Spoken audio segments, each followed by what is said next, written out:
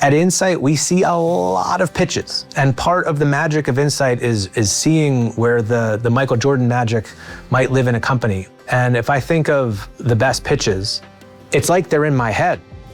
It's like they know all of the metrics that get me all just wired up and excited. The best pitches have the person the most knowledgeable do the most speaking.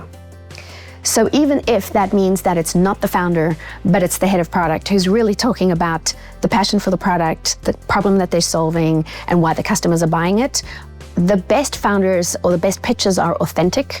They're talking about stuff that comes from the heart, that is a true passion, where they truly understand why they're supporting the customer and they have the customer's interests at heart. But more importantly, that they're painting the picture of why this problem is endurable forever, and why they're uniquely positioned with a good tech moat to really have a commanding chunk of that market. And when that's how, you just feel that the lean and energy just right there. Those tend to be the most expensive deals. And then you have to have little pesky little challenge of finding a price where it all works. But those are the moments where you just feel, I feel the most leaned in and excited, where the vocabulary is transmitting and the vision is so clear. That's a great example. Nobody likes the used car salesman, slick presentation.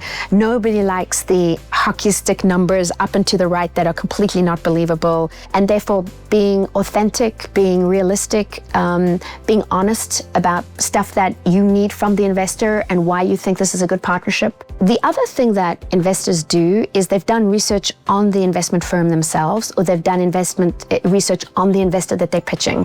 They know the kind of businesses that investor has invested in the past. They know what kind of businesses those investors are interested in, and they're able to, as with any sales process, speak to the interests of the person that they're pitching. Those are the best pitches. The worst pitches are the pitches where it's a canned presentation, it's not tailored to the audience, the numbers are not believable, the TAM sizes are hard to get your head around, and it feels very perfunctory.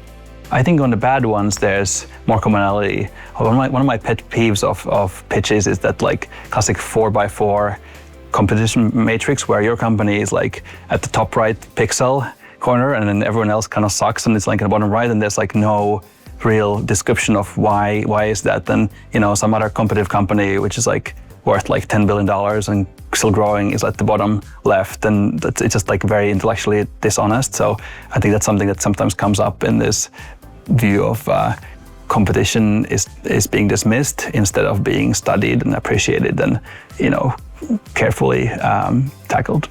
The less great examples are where it just feels like there's a discontinuity from the facts as presented so far in history and what the future is expected to be. Every presentation starts with the following slide. Past performance is no indication of future results. But what do humans want to do? Humans just want to extrapolate stuff. And so pitches tend to be the hardest, where the likeliest extrapolation is so much worse than what's being presented.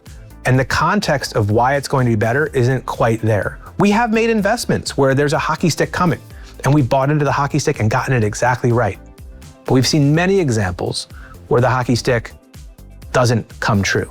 So connecting the current course and speed trajectory to your own articulation of your thesis is really important.